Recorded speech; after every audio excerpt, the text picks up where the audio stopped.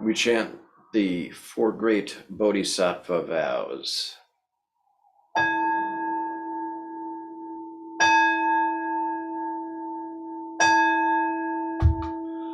Sentient beings are numberless. We vow to help them all. Delusions are countless. We vow to see through them all.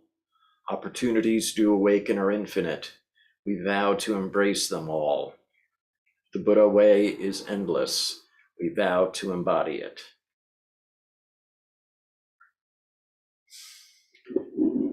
All right. Pull up your mats, and we'll start with 15 minutes of seated meditation.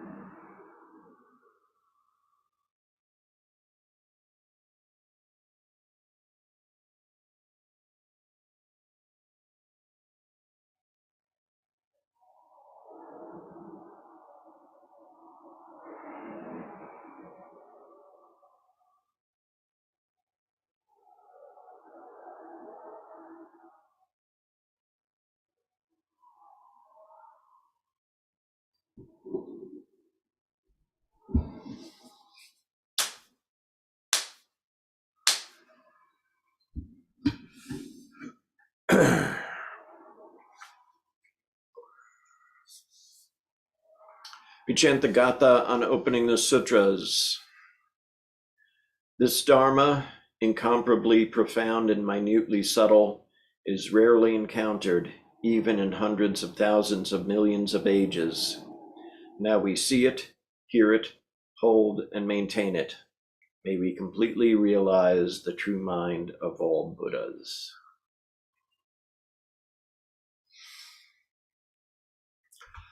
Very good. So tonight, before his trip with his freshly shaved head and face, the Dharma will come to us from our Dharma brother, Reverend Minwi Maitre.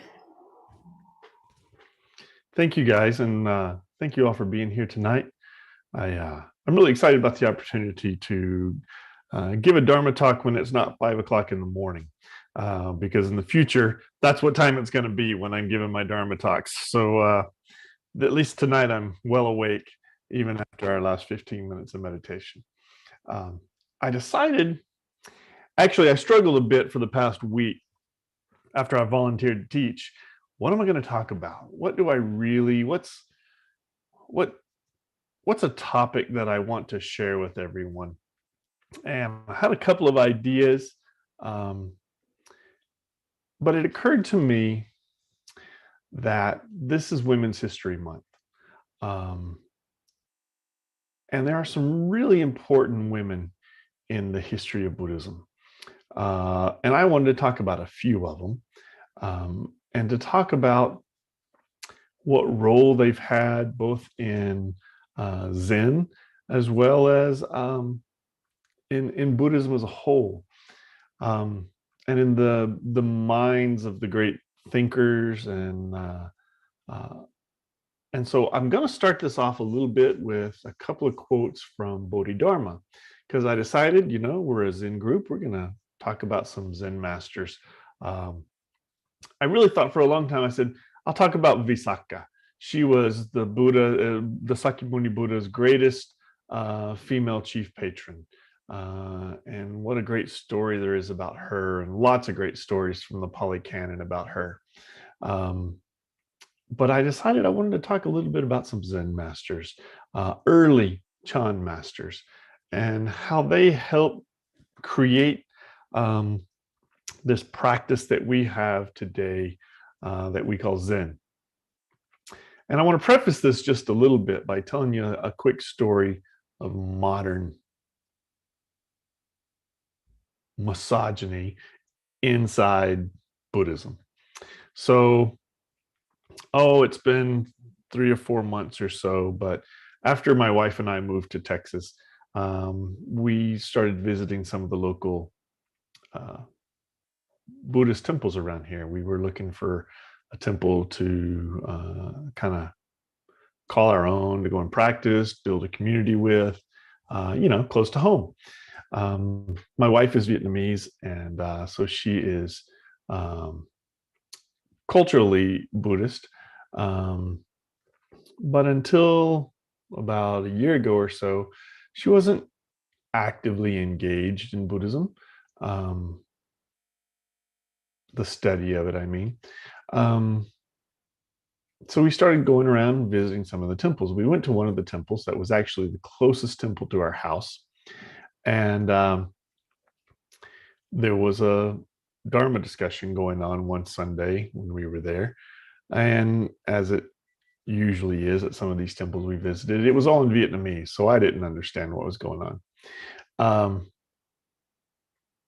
We left after the Dharma talk was over, and they did a little vegetarian lunch afterwards, and we had some good vegetarian pho, and we left.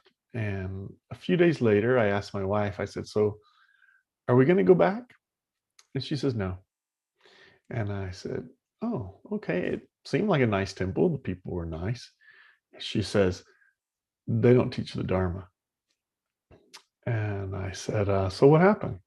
I said, I didn't understand it. It was all in Vietnamese. She says, well, the monk who was doing the teaching had been talking about the fact that the women nuns and the women lay followers that were there, that they needed to live a life of good karma so they could be reborn as a man so that they could become fully enlightened. And she says, I can't go back to that. And I said, I can't go back to that either. So I tell you that story because inside some East Asian cultures, that is not an unheard of concept. And it's a concept, as I said, based in misogyny, but it's based in a historical, social, contextual environment that is far outside of the teachings of the Buddha, or in our case, the teachings of the great minds of Zen Buddhism. So I want to read to you a couple of passages from the works of Bodhidharma first. And it kind of goes like this. So Bodhidharma was asked a question. If our every movement or state, whenever it occurs, is the mind, why don't we see this mind when a person dies? To which Bodhidharma answered, the mind is always present.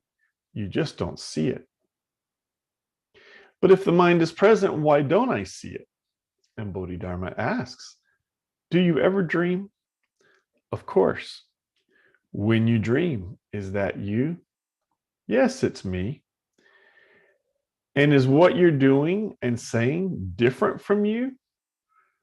No, it isn't. But if it isn't, then this body is your real body, and this real body is your mind. And this mind, though endless, through endless kalpas without beginning, has never varied. It has never lived or died, appeared or disappeared, increased or decreased. It is not pure or impure, good or evil, past or future. It's not true or false. It's not male or female. It doesn't appear as a monk or as a layman, an elder or a novice, a sage or a fool, a Buddha or a mortal. It strives for no realization and suffers no karma. And then in another part of the teaching, the Zen teachings of Bodhidharma, he makes another comment along those same lines about there being neither male nor female in the Buddha Dharma. And so he tells it like this. And again, it's his teachings of non-duality. So here's part of his teachings. Reality has no high or low. If you see high or low, it isn't real. A raft isn't real, but a passenger raft is. A person who rides such a raft can cross that which isn't real. That's why it's real. According to the world, there's male and female, rich and poor.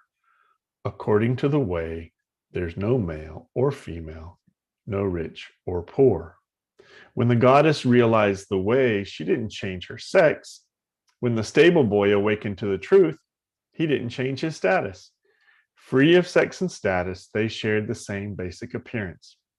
The goddess searched 12 years for her womanhood without success. To search 12 years for one's manhood would likewise be fruitless. The 12 years referred to the 12 entrances. So those 12 entrances that they're talking about are those I'm sorry, I just closed something I didn't mean to close. The 12 entrances are talking about are the 12 senses, and then the 12 parts of the body. I mean the six senses and the six senses and the six parts of the body that those senses all come through: our eyes, ears, nose, tongue, mouth, etc. So that's what he's talking about. That makes up those things that we, the five aggregates and those types of things. So he's talking about, that in the Buddha Dharma, there's neither male nor female. There's neither male nor female that gives rise to someone having a capability of enlightenment. And if we go back to the Pali Canon, there are, in the Khuddaka Nikaya, there are books, and in particular, I'm thinking of the Therigatha, which are the sayings or the writings of the elder nuns, or the bhikkhunis of the time of the Buddha. And these were all writings of the enlightened arahants, who were females. And there's lots of them, lots of great stories among those. Of you might think of Ambapali, you might think of the story of oh, now her slips my mind.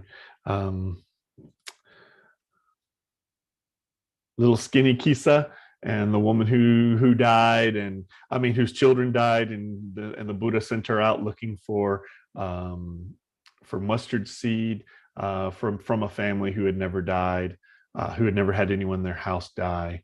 And so there's some great stories there, in those women of the Pali Canon. And there's great stories again, about how much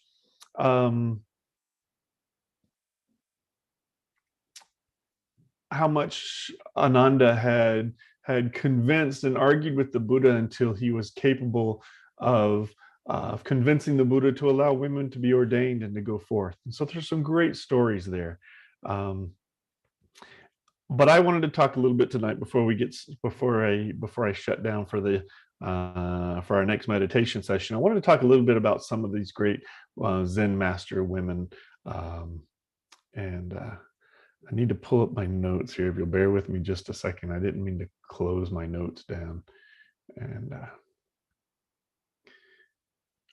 I was closing my Bodhidharma book and I dropped my notes, but so here we go. I got them open now. So there was a Zen master who was a contemporary of Linji, who we know in Japanese as Rinzai. But he is basically the father of our form of koan practice Buddhism that we Zen Buddhism that we practice. So anyway, there was a contemporary of him about 800 AD or CE, if you prefer, and her name was Mo Shan, which meant Mo mountain. Because if you might remember, the great Zen masters of old, they were usually abbots, or in her case, an abbess, of a temple that was on top of a mountain. And those great Zen masters then took on the name of the mountain in which they led they were a teacher and they led that monastery or that temple.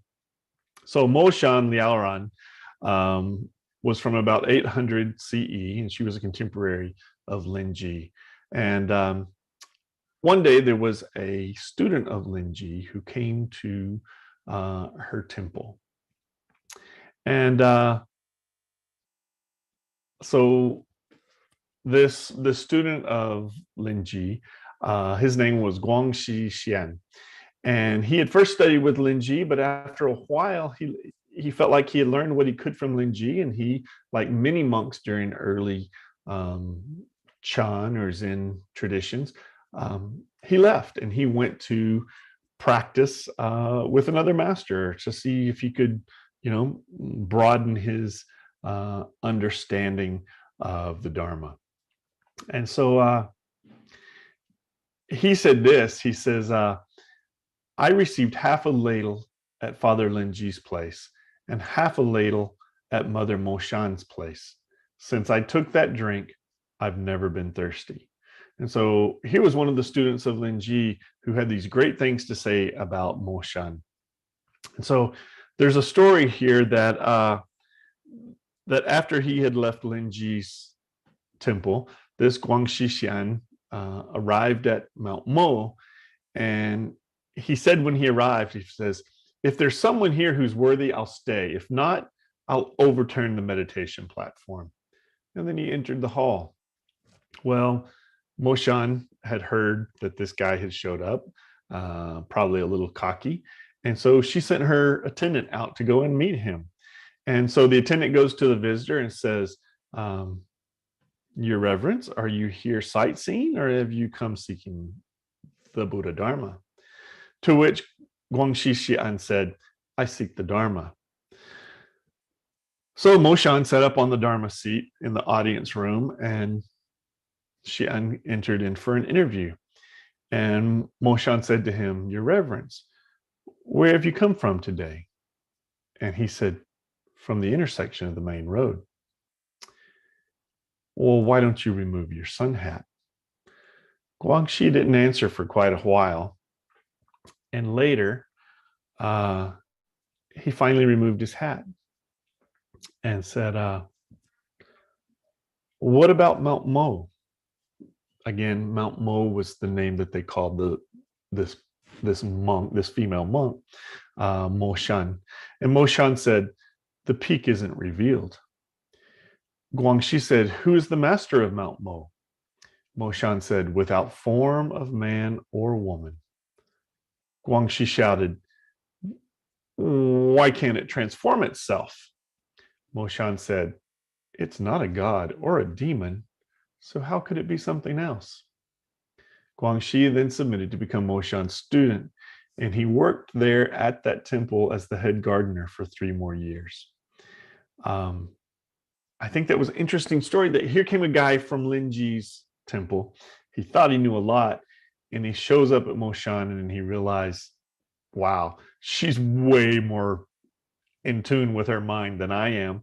And he agreed to stick around for 3 years and be her gardener just so he could learn from her. And stories like that about her went on, and there were people who wrote poems about her. During the Song Dynasty, there was a writer who had written a poem about Mo Shan, and it's actually kind of a classic Zen poem called the Gunzusu Yulu, and it goes like this: Mount Mo does not reveal its pure summit, but through all time the pinnacle it's before the eyes. It's said that it has no male or female form, but do distinguish the lotus amidst the flames. Without form, without mind, without intention, becoming male or female just accords with conditions. These times are replete with monks and lay practitioners. Each one shines with flawless incandescence. And I like those stories about, this understanding of the Buddha Dharma. It's without identity of male or female. It's just, that's the condition in which the mind is at that moment. And when the mind is freed, it is freed without form. And that was the teachings of Mo Shan, and the teaching that enlightened these students of hers who came to visit her and learn from her. There's one last one I'm going to read to you, or tell you guys about, and then we'll close up and we'll get to our next meditation session. But there was another monk about 50 years later from Mo Shan, and her name was Mao Xin. And so there's not a whole lot known about Mao Xin, except for, like I said, she came about 50 years after the Linji period. And her name, Mao Xin, means wonderful belief. Well, Lao Xin was a disciple of Yangshan Huiji. Yangshan means young mountain again. So Yangshan Huiji was the head monk at this particular temple. And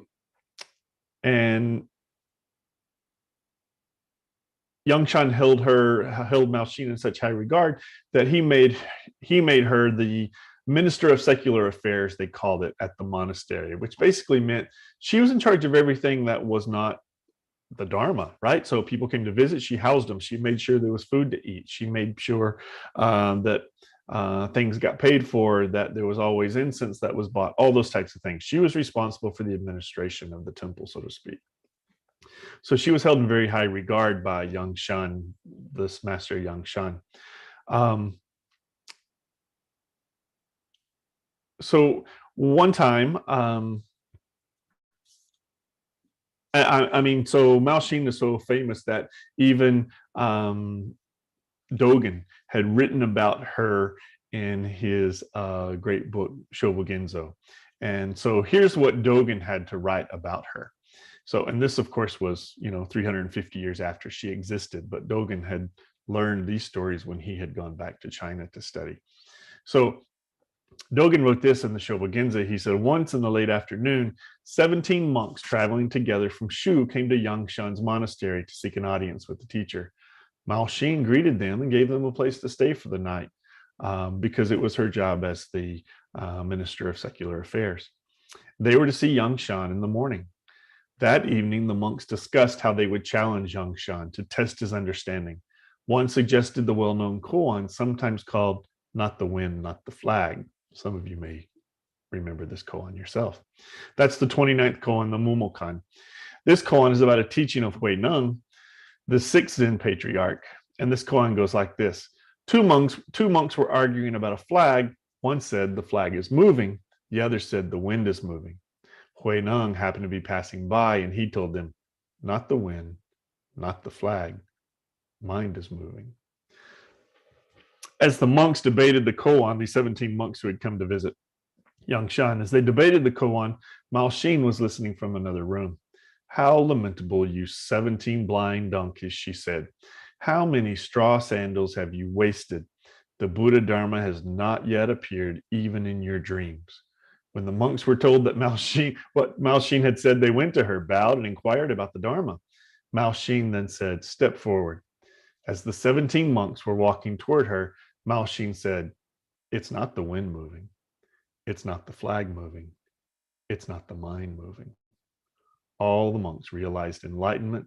They thanked Mao Xin and returned to Shu without ever seeing Master Yangshan. So this is a story that Dogen said. So this was clearly a great Zen master in her own right. And so I just wanted to share with you a couple of stories tonight about great Zen masters who were women. But it didn't matter that they were women. And it didn't matter whether Bodhidharma was male or female. Bodhidharma actually did have a Dharma heir, Zongqi, who was a female monk too.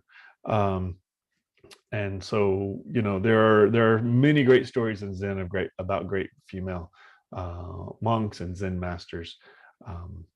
But the reality is, the mind, when it is in its pure state, is without form, and it's without male or female, without rich or poor. And the Buddha taught these things as well when he threw the caste system away in India, when he agreed with Ananda to ordain women and men. And so with this being Women's History Month, I hope you'll recognize that there are great women practitioners of Zen, of the Buddha Dharma, and we can learn from them as well as we can learn from any other teacher.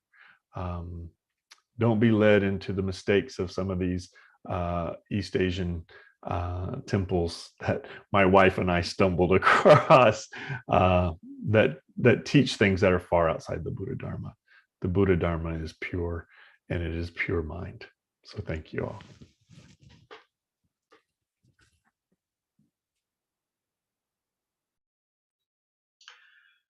Thank you, Reverend Minwei.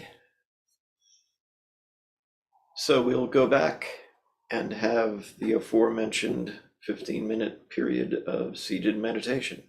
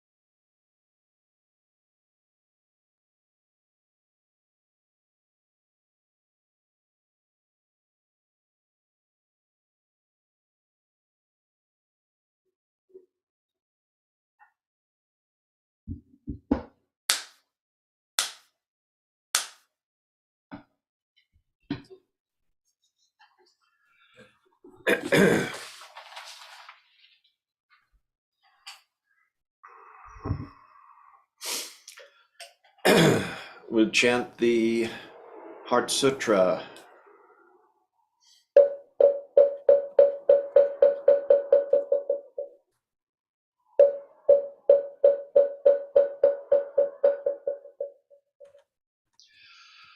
Mahaprajna Paramita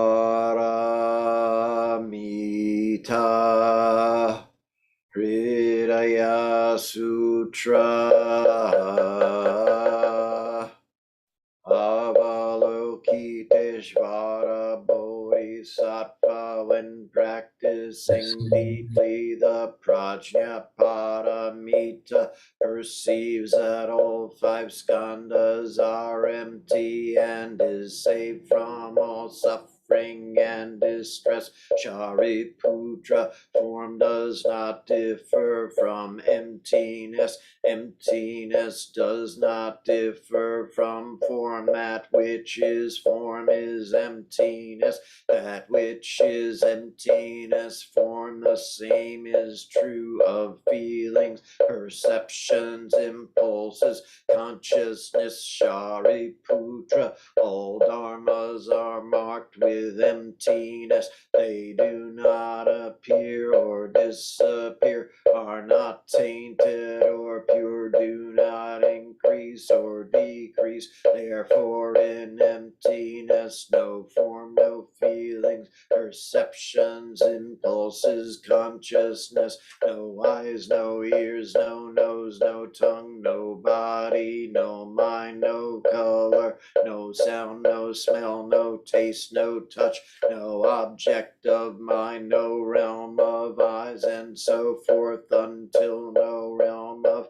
mind consciousness, no ignorance, and also no extinction of it, and so forth, until no old age and death, and also no extinction of them, no suffering, no origination, no stopping, no path, no cognition, also no attainment, with nothing to attain. The bodhisattva depends on prajna paramita, and the mind is no hindrance. Without any hindrance, no fears exist. Far apart from every perverted view, one dwells in nirvana. In the three worlds, all Buddhas depend on prajna paramita and attain anuttara samyak sambodhi. Therefore know that prajna paramita is the great transcendent mantra, is the great bright mantra, is the utmost mantra, is the supreme mantra, which is able to relieve all suffering and is true, not false. So proclaim the prajna paramita mantra. Proclaim the mantra which says gate gate para gate parasamgate bodhisvaha gate gate para gate parasamgate bodhisvaha gate gate para gate parasamgate bodhisvaha.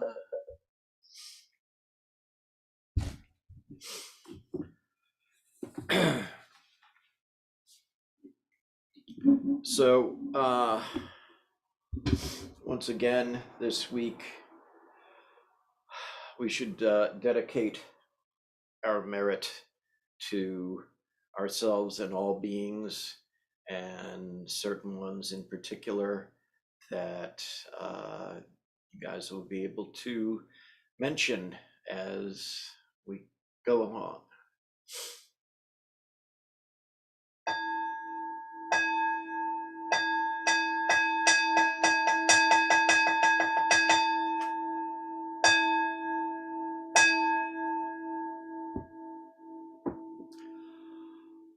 All sentient beings are one seamless body and pass quickly from birth to death. We remember those who cared for us and are gone, those who are ill, those who were at war, who were hungry and who were in pain. May they heal and have peace. We especially dedicate our service to Wanji Dharma, Mike Gingy Wood, Dominda Pereira, Malintha Pereira, Barry, Aunt Rose, and are there any other dedications that anyone like to bring in? All the people that are suffering in the Ukraine.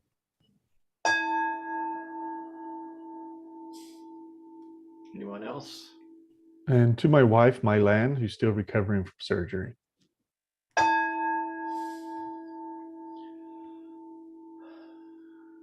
All beings in the 10 directions, subject to the greed, hatred, and delusions of themselves and others.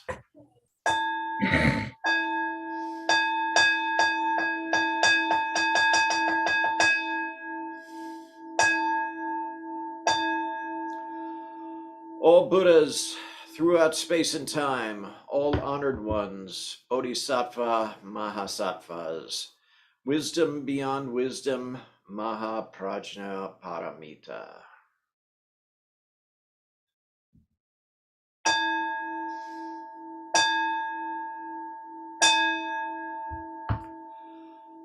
Life and death are of supreme importance. Time passes swiftly by and opportunities to awaken are easily lost. Strive to realize your true nature. Do not squander your time by night or day.